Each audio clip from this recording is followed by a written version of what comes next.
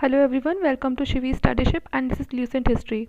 Already I have discussed so many chapters, so if you are interesting तो आप मेरा Telegram channel join कर लीजिए, वहाँ आपको सभी लेक्चर्स मिल जाएंगे. लिंक नीचे डिस्क्रिप्शन बॉक्स में दिया हुआ है. So in last lecture I have completed so many books and their author but some part is still left. तो सो डोंट वरी, वो सब हम आज कर लेंगे.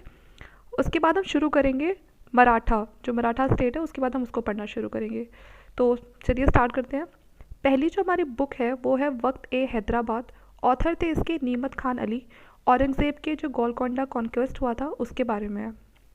उसके बाद है फुतूहत ए आलमगीरी. ईश्वर दास ने लिखी थी और औरंगज़ेब की हिस्ट्री के बारे में से बताया गया है. उसके बाद है नुस्खा ए दिलखुशा. ये भीमसेन सक्सेना थे इसके जो ऑथर थे, और इसमें भी इन्होंने जो औरंगज़ेब का रूल है और जो उसके कैरेक्टर है उसके बारे में बताया है. उसके बाद है खुलासत उल त्वारिक. इसके जो ऑथर है वो है सूजर राज खत्री, और इसमें औरंगज़ेब के रूल की जो हिस्ट्री है उसके बारे में बताया. Padshahnama, it is very important book. तो इसके जो ऑथर है वो है Abdul Hamid Lahori and it is about history of Shahjahan. Padshahnama Mohammad Waris, ये भी शाहजहाँ की हिस्ट्री के बारे में बताता है, उनके टाइम पीरियड के बारे में. उसके बाद है शाहजहाँ नामा, ये मोहम्मद साली ने लिखा था. सेम ये भी शाहजहाँ की जो हिस्ट्री है उसके बारे में बताता है. उसके बाद है शाहजहाँ नामा, इनायत खान ने लिखा था. ये भी शाहजहाँ की हिस्ट्री के बारे में ही है. उसके बाद है हमलाए हैदरी, मोहम्मद रफ़ी खान ने लिखा था. ये है history of Aurangzeb rule. After then नमाहे आलमगिरी, ये अकील खान जफ़र ने लिखा था. ये भी औरंगज़ेब के रूल के बारे में ही है. उसके बाद है सिर ए अकबर. ये काफ़ी इंपॉर्टेंट बुक है जिसको लिखा था दारा शिकोह ने. दारा शिकोह कौन थे? जो औरंगज़ेब का बेटा था, सबसे बड़ा बेटा दारा. इसने क्या किया था? उपनिषद को उर्दू में ट्रांसलेट किया था, तो इसीलिए ये बुक बहुत इंपॉर्टेंट हो जाती है. सफ़ीनत उल औलिया, ये भी दारा शिकोह ने लिखी थी. बायोग्राफी है सूफ़ी संत की. उसके बाद है मजमा उल बहरिन, ये भी दारा शिकोह ने ही लिखा था. इसमें फ़िलासफ़िकल आइडियाज़ को डिस्कस किया हुआ है. उसके बाद है रकात ए आलमगीरी. ये किसने लिखी थी? औरंगज़ेब ने लिखी थी, और ये जो लेटर्स है उनका एक कंपेंडियम है. उसके बाद लास्ट है हसमत उल अरफिन, दारा शिकोह ने लिखी थी. इसमें रिलीजियस आइडियाज़ को डिस्कस किया हुआ है.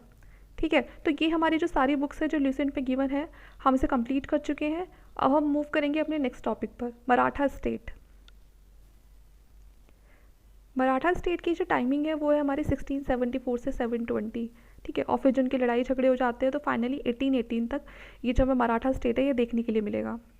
सबसे पहले जो मराठा स्टेट के बारे में हम पढ़ेंगे, सबसे पहले स्टार्ट होगा शिवाजी से. शिवाजी की जो टाइमिंग है वो है 1674 से 80. इनका जो बॉर्न हुआ था वो कहाँ पर हुआ था? शिवनरी जो फोर्ट है वहाँ पर 1627 में. इनके फादर का जो नाम था वो था शाहजी भोसले, और जो उनकी मदर थी उनका नाम था जीजाबाई. ठीक है. रिलीजियस जो उनके टीचर थे वो थे समर्थ रामदास. ठीक है, तो फादर शाहजी भोसले और जो माता थी वो जीजाबाई. रिलीजियस टीचर का क्या नाम था? समर्थ रामदास.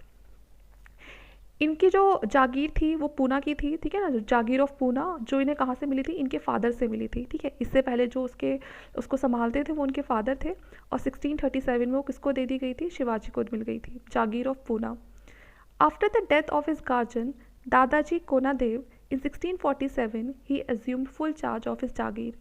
तो जब उनके जो गार्जियन थे जो उनको पाल रहे थे, है ना, वो कौन थे? दादाजी कोनादेव. 1647 में जब उनकी डेथ हो जाती है तो शिवाजी को फुल चार्ज मिल जाता है उनकी जागीर का. ही कॉन्क्वायर्ड मैनी फोर्ट्स. कौन कौन से फोर्ट्स को इन्होंने कॉन्क्वायर किया था? सिंगड़ का फोर्ट था, कौंदाना 1643 में. उसके बाद रोहिन और चक्कन 1644-45 तक. तोरन को इन्होंने 1646 में. उसके बाद जो पुरंदर था उसको 1648 में. राजगढ़ या रायगढ़ 1656 में, और सूपा 1656 में, और लास्ट है ये पन्हाला 1659 में. तो ये सारे फोर्ट्स थे जो शिवाजी ने कॉन्क्वायर कर लिए थे. ठीक है. उसके बाद पढ़ते हैं Afzal Khan. Afzal Khan was deputed by Adil Shah. Adil Shah कौन था? रूलर था बीजापुर का. ठीक है. इसने क्या किया था? अफजल खान को डिप्यूटेड कर दिया था. किस और उसके पीछे का रीज़न क्या था? To punish Shivaji, but the latter Afzal Khan was killed by Shivaji in 1659. ठीक है, तो लेकिन बाद में क्या होता है? जब शिवाजी होते हैं, शिवाजी को पनिश करने के लिए अफजल खान को यूज़ किया था आदिल शाह ने, जो रूलर ऑफ बीजापुर था। लेकिन बाद में क्या होता है, जो शिवाजी होते हैं वो अफजल खान को मार देते हैं, ठीक है, 1659 में। फिर ये शास्ता खान, ये गवर्नर था डेक्कन का, ठीक है। इसको किसने डेप्यूट किया था यहाँ पर डेक्कन में? औरंगज़ेब ने किया था। तो अब कहीं ना कहीं मुगलों के सामने जो सबसे बड़ी जो पावर थी ना, जिससे उनको डर था, वो मराठा की पावर थी। तो कहीं ना कहीं वो क्या चाहते थे कि वो शिवाजी को हरा दे या उनको किल कर दे, जिससे कि जो एक वो, क्योंकि वो सबसे ज़्यादा एक स्ट्रॉन्ग लीडर थे मराठा में, तो उनको पता था कि अगर ये इंसान नहीं रहेगा तो जो मराठा है वो अपने आप ही वीक पड़ जाएंगे। तो इसीलिए वो शिवाजी के खिलाफ ये सब चीज़ें करते रहते थे। तो औरंगज़ेब ने गवर्नर ऑफ जो डेक्कन है शास्ता खान, उनको इस्तेमाल किया। किस लिए? कि जो शिवाजी हैं उनकी पावर को कम करने के लिए, उनकी जो पावर को बढ़ती जा रही थी उस पावर को कम करने के लिए। Shivaji lost Poona and suffered several defeats till he made a bold attack on Shaista Khan. तो जो शिवाजी थे उन्होंने अपने पूना को भी उनको खो दिया था, पूना को भी खो दिया था, बहुत सारी उन्होंने हार भी फेस करी। लेकिन फिर उन्होंने क्या किया, एक काफ़ी तगड़ा एक अटैक कर दिया शास्ता खान पे, क्योंकि वो मान ही नहीं रहा था 1663 में। और जो सूरत है उसको प्लंडर किया 1664 में, उसको उसको भी लूट लिया, और बाद में अहमदनगर को भी। तो ये सब किसने किया था? शिवाजी कर रहे थे, जब उन्होंने पूना को भी खो दिया और उनको खुद ने उन्होंने बहुत सारी जो डिफीट थी उसको फेस किया। तो अब उन्होंने एक बोल्ड स्टेप लिया, और वो स्टेप यही था कि उन्होंने शास्ता खान को मार दिया, सूरत को जो प्लंडर किया, और बाद में अहमदनगर को भी। अब देखते हैं राजा जयसिंह। राजा जयसिंह अंबर के थे। इन्होंने ये भी, जो राजा जयसिंह थे, इनको भी कौन अपॉइंट करता है? औरंगज़ेब, ठीक है। उस टाइम पर औरंगज़ेब का ही रूल था, और सबके पीछे एक ही रीज़न था कि शिवाजी को, उनकी जो पावर है उसको कम करना। जयसिंह सक्सीडेड इन, तो ये जो जयसिंह होता है ये क्या करता है, जो शिवाजी होता है ना उनको एक तरह से धोखे से उनको घेर लेता है, ये उनकी जो फोर्ट होता है पुरंदर में। और बाद में क्या होता है, यह एक ट्रीटी ऑफ पुरंदर होती है 1665 में। ट्रीटी इंपॉर्टेंट है तो इसलिए इसकी डेट भी याद रखना ज़रूरी हो जाती है। ये ट्रीटी साइन की जाती है। इससे क्या होता है, जो शिवाजी के फोर्ट्स होते हैं वो मुगलों को मिल जाते हैं, और शिवाजी को क्या करना पड़ता है, एक मुगल कोर्ट में भी उनको जाना पड़ता है, ठीक है। उनको ऐसा कहा जाता है कि आपको ना मुगल कोर्ट में भी आना पड़ेगा आगरा के, और जो आपके फोर्ट हैं वो आप किसको दे दोगे? मुगलों को दे दोगे, ऐसा होता है। लेकिन बाद में क्या होता है, वहाँ से भी जो शिवाजी होते हैं वो कोर्ट में जाते ज़रूर हैं, लेकिन वो वहाँ से भाग निकलते हैं वो भी। 1674 में क्या होता है, Shivaji was coronated at capital Raigad and assume the title of Hindava Dharmodharak. 1674 में जब वो वहाँ से भाग निकलते हैं, उसके बाद 1674 में शिवाजी का राज तिलक होता है। कैपिटल कौन सी थी इनकी? रायगढ़। और वहाँ ये एक टाइटल लेते हैं। क्या टाइटल होता है वो? हिंदवा धर्मोधारक, मतलब ऐसा इंसान जो हिंदू धर्म को प्रोटेक्ट करे, ठीक है, protector of Hinduism. After the Chhatrapati Shivaji continued the struggle with Mughal and Siddhis, he conquered Karnataka during 67 and 80. अब क्या होता है, छत्रपति शिवाजी जो अपना स्ट्रगल थे उसको कंटिन्यू रखते हैं मुगल के साथ और सिद्दीज़ के साथ। अब ये सिद्दी कौन थे? ये सिद्दी एक तरह से जो साउथ, मतलब जो उनकी स्टार्टिंग थी ना, जो उनका ओरिजिन था वो ये था कि ये लोग साउथ अफ्रीका के थे। तो जो पुर्तगाल थे या जो बड़े बड़े अरब ट्रेडर्स थे वो उनको स्लेव बना के रखते थे, और जब वो इनको वहाँ से ख़रीद लेते थे तो फिर वो इनको यहाँ पर इंडिया में भी अपने साथ लाते थे एज अ स्लेव, उनसे काम कराने के लिए। तो ये लोग इस तरह से मतलब इंडिया में आए थे। लेकिन बाद में इन लोगों ने भी ना जो कर्नाटका वाला जो रीजन है वहाँ पर काफ़ी सारा जो एरिया है वो ऑक्यूपाई कर लिया था, और इन्होंने एक अपना अलग से एरिया अपने लीडर्स बना लिए थे। तो ये भी क्या करते थे, मराठा पावर को वीक करने की कोशिश करते थे। तो जो मराठास थे उनको भी डर था कि कहीं जो ये सिद्दीज़ है वो उनके एरिया को भी ऑक्यूपाई ना कर लें, तो इनके बीच में लड़ाई झगड़ा चलता रहता था। तो शिवाजी रेगुलर लड़ाई में थे, किसके साथ? मुगल के साथ और सिद्दीज़ के साथ, ठीक है। शिवाजी का एडमिनिस्ट्रेशन देखते हैं। जो शिवाजी का एडमिनिस्ट्रेशन है, उनकी जो टेरिटरी है जिसे वो स्वराज बोलते थे, उसको उन्होंने 3 प्रोविंस में डिवाइड कर दिया था। हर प्रोविंस का अपना एक वाइस रॉय होता था, जैसे कि लीडर होता है सबसे बड़ा। प्रोविंस को भी डिवाइड कर दिया था प्रांत में, ठीक है, और प्रांत को भी सब डिवाइडेड कर दिया था परागना और तरफ में, ठीक है। सबसे पहले स्वराज को, जो उनका वो क्या नाम है, उनकी जो जगह थी, उनका जो रूल था उसको वो स्वराज बोलते थे। स्वराज को किस में डिवाइड किया उन्होंने? प्रोविंस में। हर प्रोविंस का वाइस रॉय था। अब प्रोविंस को भी उन्होंने डिवाइडेड कर दिया प्रांत में, और जो प्रांत थे उनको भी सब डिवाइडेड कर दिया परगना और जो तरफ थे उनको। तो कहीं ना कहीं ये 4 लेवल बन गई ना, प्रोविंस, फिर प्रांत और फिर परगना और तरफ, ठीक है। तो जो परगना को ही तरफ, मतलब परगना बोल दो चाहे तरफ बोल दो, तो इस तरह से उन्होंने मतलब अपनी जो टेरिटरी थी उसको डिवाइड किया हुआ था, जिससे कि अब डिवाइड क्यों करते थे, जिससे कि ना काम थोड़ा ईजी हो जाए। The lowest unit was village headed by Patel. तो जो लोएस्ट यूनिट होती थी विलेज की, उसको कौन हेड करता था, पटेल्स। ठीक है, पटेल्स जो हेडमैन होते थे उनको पटेल्स बोलते थे। आगे देखते हैं। Most of the administrative reform of Shivaji based on Malik Ambar's Ahmednagar reform. तो जो ज़्यादातर एडमिनिस्ट्रेटिव रिफॉर्म थे शिवाजी के, है ना, जो उनका पूरा सिस्टम था, चलाने का तरीका था, वो किस पर बेस्ड था, वो ज़्यादातर मलिक अंबर के जो रिफॉर्म्स थे उस पर बेस्ड था। ठीक है, एक सेकेंड, ज़रा कुछ ऊपर का पार्ट रह गया, पहले वो पढ़ लेते हैं।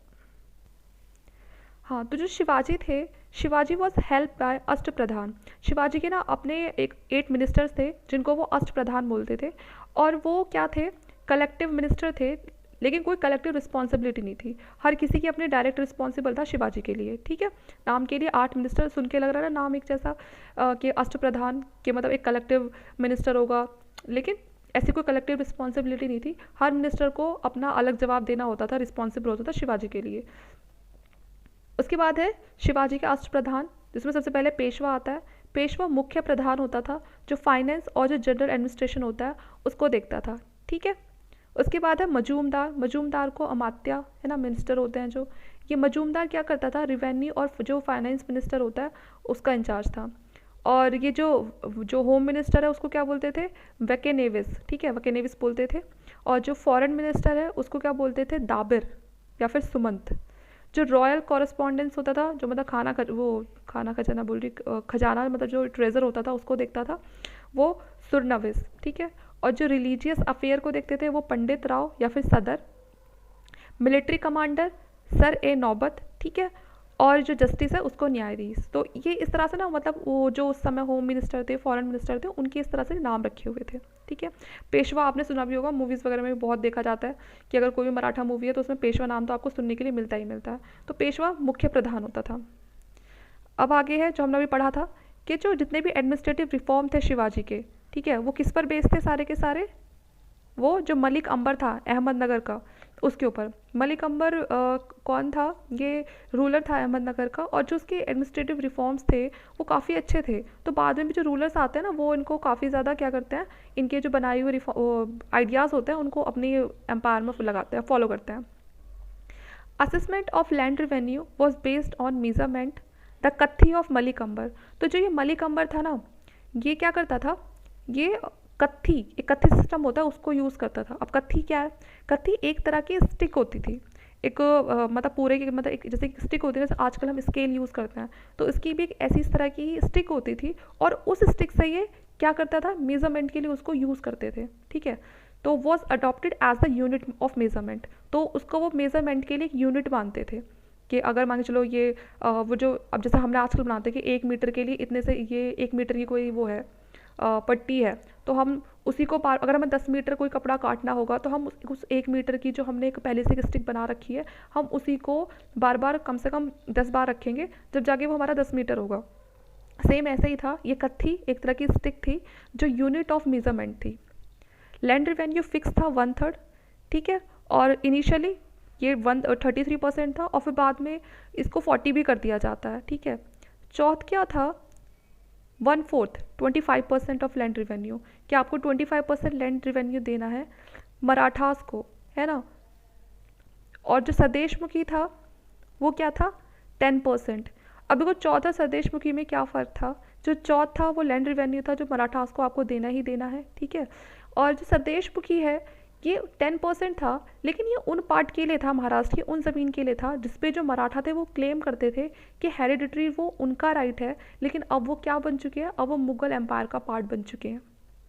ठीक है, तो चौथ तो वो अपने अपने वाला जो उनका वो था रीजन था उस पर लगाते थे, लेकिन स्वदेशमुखी वो उन पर लगाते थे जो कि अब मुगल एम्पायर में मिल चुके हैं, लेकिन कहीं ना कहीं जो मराठा है वो ये मानते हैं कि ये हमारा पार्ट है। ठीक है, तो इस लेक्चर के लिए इतना ही। अगले लेक्चर में हम जो संभाजी हैं, जो उनके एल्डर सन थे शिवाजी के, उनके बारे में पढ़ेंगे। अगर आपको लेक्चर अच्छा लगता है तो प्लीज़ लाइक, शेयर और सब्सक्राइब ज़रूर करें।